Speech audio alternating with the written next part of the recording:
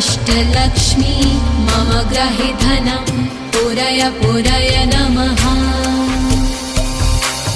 ॐ ह्रीं श्रीं क्लीं श्रीं कुबेराय अष्टलक्ष्मी मम ग्रहे धनं पुरय पुरय नमः।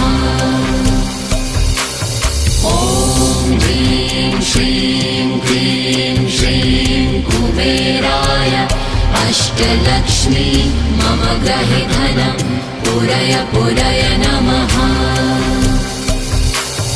ॐ ह्रीं श्रीं क्लीं श्रीं कुबेराय अष्टलक्ष्मी मम ग्रहे धनं पुरय पुरय नमः।